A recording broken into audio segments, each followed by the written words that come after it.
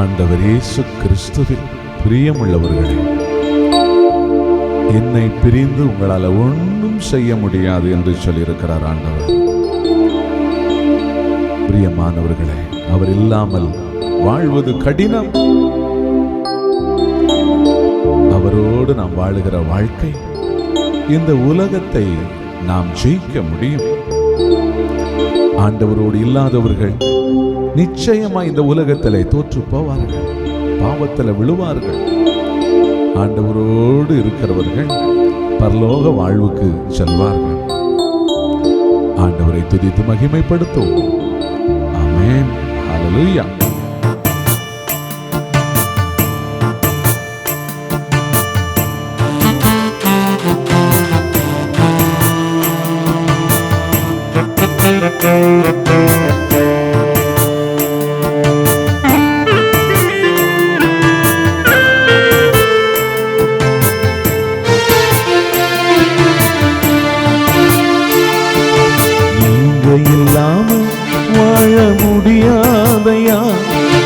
கிருபை இல்லாம வாழ தெரியாதையா, நீங்க இல்லாம வாழ முடியாதையா, உங்க கிருபை இல்லாம வாழ தெரியாதையா.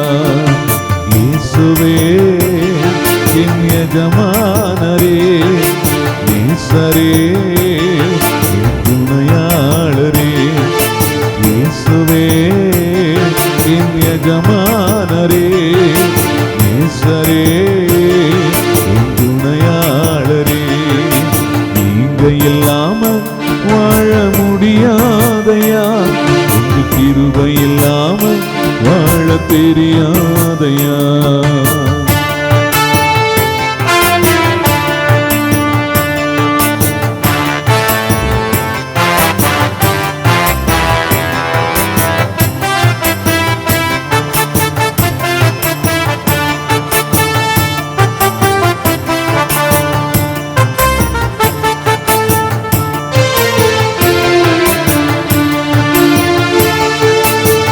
காலையிலே கிருபையும் மாலையிலே மகிமையும் தருகின்ற நல்ல தெய்வமே,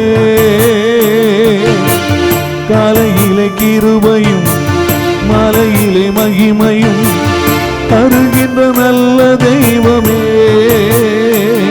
தாய் மறந்தாலும் மறப்பதில்லையே, தந்தை வெறுத்தாலும் நெருப்பதில்லையே, தாய் மறந்தாலும் மறப்பதில்லையே, தந்தை வெறுத்தால் வெறுப்பதில்லையே. நன்றி சொல்லி துதிப்பாடி மனதார தொழுகிறோம். நீங்க இல்லாம வாழ முடியாதையா, உங்க கிருபை இல்லாம வாழ தெரியாதையா.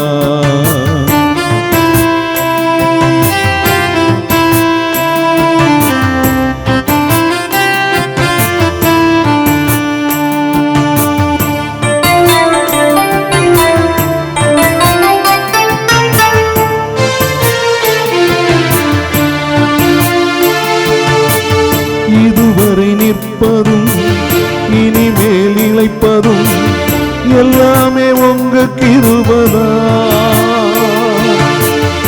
இதுவரை நிற்பதும் இனிமேல் இளைப்பதும் எல்லாமே உங்க கிருபைதா.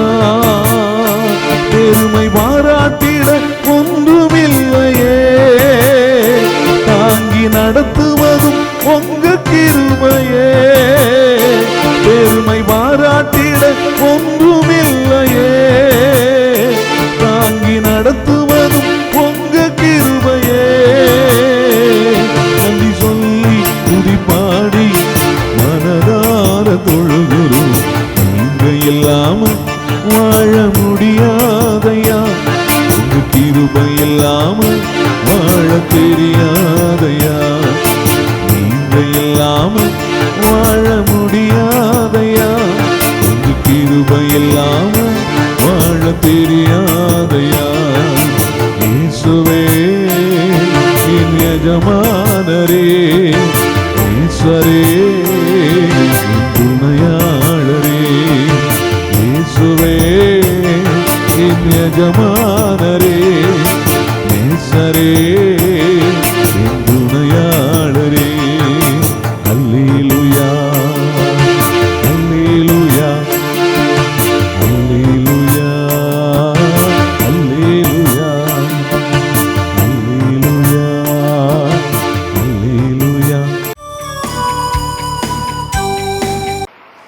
இயேசுவில் பிரியமான சகோதர சகோதரிகளே, யோவான் நற்செய்தி 8ஆம் அதிகாரம் 1 முதல் 11 வரை உள்ள இறை வார்த்தைகளை இன்று ஆழமாய் சிந்திக்க அழைக்கப்பட்டிருக்கின்றோம். இயேசு தன்னுடைய வாழ்வில் எந்த மனிதரையும் புறக்கணிக்க விரும்பியதே இல்லை என்பதைத்தான் விவிலியம் பறைசாற்றுகிறது. பரிசேயர்களை கூட இயேசு என்ன செய்கிறார் என்றால், நீங்கள் செய்வது தவறு என்பதை சுட்டி காட்டியவராக, சட்டங்களை மாற்றி அமைக்கிறீர்கள் என்று வேதனைப்பட்டவராக, அவர்கள் மக்களை அடக்கி ஆளுகிற பொழுது அவர்களுக்கு எதிராக கொதிந்து எழுந்தவராக, சீற்றம் கொண்டவராக விவிலியம் நமக்கு சொல்லுகிறது. ஆனாலும் கூட நீங்களும் கடவுளுடைய கட்டளைகளை கடைபிடிக்க அழைக்கப்பட்டு இருக்கிறீர்கள், அதில் நிலைத்து வாழுங்கள் என்று எல்லாருக்குமான போதனையாக தான் ஆண்டவர் இயேசு சொல்லுகின்றார். இன்றைய நாளில் விபச்சாரத்தில் பிடிபட்ட அந்த பெண்மணியை சாமானிய மக்கள் எல்லாரும் கொண்டு வந்து ஆண்டவர் இயேசுவினுடைய பாதத்தில் ஒப்படைத்து அவர்கள் சொல்லுகிறார்கள், போதகரே, இப்பெண் விபச்சாரத்தில் கையும் மெய்யுமாக பிடிபட்டவர், இப்படிப்பட்டவர்களை கல்லால் எறிந்து கொள்ள வேண்டும் என்பது மோசே நமக்கு கொடுத்த திருச்சட்டத்தில் உள்ள கட்டளை, நீர் என்ன சொல்லுகிறேன்? அந்த பெண்மணி பாவம் செய்தார் என்பதை காட்டிலும் இயேசு இந்த பாவத்திற்கு என்ன செய்ய போகிறார் என்பதை குறித்து தான் அங்கே எல்லாரும் பேசிக் கொண்டிருந்தார்கள். இயேசு என்ன பேச போகிறார் என்பதை அவர்கள் எதிர்பார்த்து காத்திருந்தார்கள். பிரியமானவர்களே, இயேசு எதுவுமே பேசவில்லை. இயேசு குனிந்து தரையில் எழுதி கொண்டிருக்கின்றார். அப்போது இயேசு அங்கே பார்த்து மற்றவர்களை பார்த்து அவர் கேட்கிறார், உங்களில் பாவம் செய்யாதவர் முதலில் இப்பெண் மேல் கல்லெறியட்டும். சிறுவர் தொடங்கி பெரியவர் வரை எல்லாரும் அந்த இடத்தை விட்டு போனார்கள் என்று விவிலியம் இன்றைய நற்செய்தியிலே நமக்கு பறைசாற்றுகிறது. என்றால் இயேசு நிமிர்ந்து பார்த்து, அம்மா, அவர்கள் எங்கே? நீ குற்றவாளி என்று எவரும் தீர்ப்பிடவில்லையா என்று கேட்டார். இல்லை ஐயா என்று இயேசுவுக்கு அந்த பெண்மணி பதில் சொன்ன பொழுது, நானும் தீர்ப்பளிக்கவில்லை, நீர் போகலாம், இனி பாவம் செய்யாதே. பிரியமானவர்களே, ஆண்டவருடைய பாதத்தில் நாம் அமர்கிற பொழுது, நாம் நம்முடைய தவறை ஏற்றுக்கொள்ளுகிற பொழுது, எப்போது நாம் நம்முடைய பாவங்களை கடவுளுக்கு முன்னிலையில் ஒப்பு கொடுத்து ஏற்றுக்கொள்ள ஆசைப்படுகிறோமோ அப்பொழுது கடவுளுடைய வல்லமை அங்கே இருக்கிறது, கடவுளுடைய ஆசீர்வாதம் அங்கே கொடுக்கப்படுது, இறை மன்னிப்பு வழங்கப்படுகிறது. நாம் ஒவ்வொருவரும் நம்முடைய சுயநல தன்னல போக்கினால், சிந்தனையினால், இவ்வுலக காரியங்களால் முழுமையாக நம்மை மறைத்து கொண்டோம் என்று சொன்னால் கடவுளுடைய மன்னிப்பு என்றுமே நமக்கு கிடைக்காது. மாறாக அடுத்தவரை தீர்ப்பிடுவதை நிறுத்திவிட்டு நமக்கு நாமே தீர்ப்பிடுகிற தன்மை எப்பொழுது வருகிறதோ, அடுத்தவர்களை குற்றவாளி என்று கரமுயர்த்தி சொல்கிறது பதிலாக, நான் குற்றவாளி, நான் குற்றமும் குறைகளோடும் இருப்பவர், பலவீனங்களோடு நான் பயணிப்பவன் என்று யார் ஒருவர் தன்னை கடவுளிடத்தில் அர்ப்பணிக்க ஆசைப்படுகிறாரோ அவரை பார்த்து இயேசு இப்படித்தான் சொல்லுவார், நானும் தீர்ப்பளிக்கவில்லை, நீ போகலாம், இனி பாவம் செய்யாது என்று. எனவே சிந்திப்போம் அன்புக்குரியவர்களை. இன்று நாமும் இந்த விபச்சாரத்தில் பிடிபட்ட பெண்ணை போல இயேசுவுக்கு முன்னால் நம்மை அர்ப்பணிக்கிற பொழுது நிச்சயம் ஆண்டவர் இயேசு நம் பாவங்களை மன்னித்து நமக்கு நிறைவான மன்னிப்பை வழங்குவார் என்று நம்பலாம் அன்றோ? அன்பார்ந்தவர்களே, இன்று இறைவன் நிறைவான மன்னிப்பையும் இரக்கத்தையும் நம் மீது பொழிய செய்து நம்மை அவருடைய சாட்சிகளாய் என்று மாற்றுவாராக. ஆமேன். லூக்கா நற்செய்தி 14ஆம் அதிகாரம் 11ஆம் வசனம். வசனங்களை குறித்துக் கொள்ளுங்கள். ஆண்டவருடைய வசனமே நமக்கு நிறைவான விடுதலை தரும். அல்லேலூயா, பிரைஸ் தி லார்ட். சத்தமா சொல்லுங்க அல்லேலூயா. 14ஆம் அதிகாரத்திலே 11ஆம் வசனத்தை படிங்க. தம்மைத்தாமே உயர்த்துகிறவர் யாவரும் தாழ்த்தப்படுவர். தம்மைத்தாமே உயர்த்துகிறவன் தம்மைத்தாமே உயர்த்துகிறவன் என்ன செய்வான்? தாழ்த்தப்படுவார். தம்மைத்தாமே தாழ்த்துகிறவர் உயர்த்தப்படுவார். Praise the lord. இப்போ நான் வேதத்தில் சில காரியங்கள் மட்டும் வேகமாக காமிச்சிருந்தேன். 2 குறிப்பேடு 26-16 அதில் நீங்கள் வேதத்தில் எடுத்தீங்கன்னா பைபிள் ஒரு ராஜாவை சொல்லுகிறது. அவனுடைய பெயர் உசியா என்கிற ஒரு அரசன். Praise the lord. சொல்லுங்க அல்லேலூயா. என்ன அரசன்? சத்தமா சொல்லுங்க, என்ன அரசன்? உசியா ராஜா. Praise the lord. இந்த உசியா ராஜாவுடைய வாழ்க்கை என்ன ஆச்சு அப்படின்னா வேகமா எடுத்துக்கிறீங்களாப்பா? வாசித்துருவோம். அல்லேலூயா. 26ஆம் அதிகாரம் 16வது வசனம் தயவு செய்து எடுத்து வாசிங்க. உசியா வலிமை மிக்கவன் ஆன போது தான் அழிவுறும் அளவுக்கு ஆணவம் கொண்டான். பக்கத்துல கை குடிச்சுடுங்க. என்ன பண்றது? உசியா வலிமையான போது எப்படி ஆயிட்டான்? வலிமை வந்த உடனே அவனுக்கு என்ன வந்துட்டு? ஆணவம் வந்துட்டு. பணம் வந்தவொடனே என்ன வந்துட்டு சொல்லுங்க? பணம் வந்தவொடனே ஆணவம். கொஞ்சம் படிப்பு வந்தவொடனே சொல்லுங்க ஆணவம். கொஞ்சம் கொஞ்சம் உடம்புல தெம்பு, கொஞ்சம் பார்க்க அழகு, கொஞ்சம் வயசு கம்மி இப்படின்னா இருந்தோன்னே செய்யும் அப்படி தலைக்கு மேலே ஒன்று ஓடிக்கிட்டே இருக்கும். Price the Lord. அல்லேலூயா. உசியா ஆணவம், உசியா வலிமை அடைந்த பொழுது தான் அழிவுறும் அளவுக்கு தன் கடவுளாம் ஆண்டவருக்கு கீழ்ப்படியாமல் தூபப்பீடத்தின் மேல் தானே தூபம் காட்ட ஆண்டவரின் இல்லத்தில் நுழைந்தான். பைபிள் சொல்கிறது பாருங்க.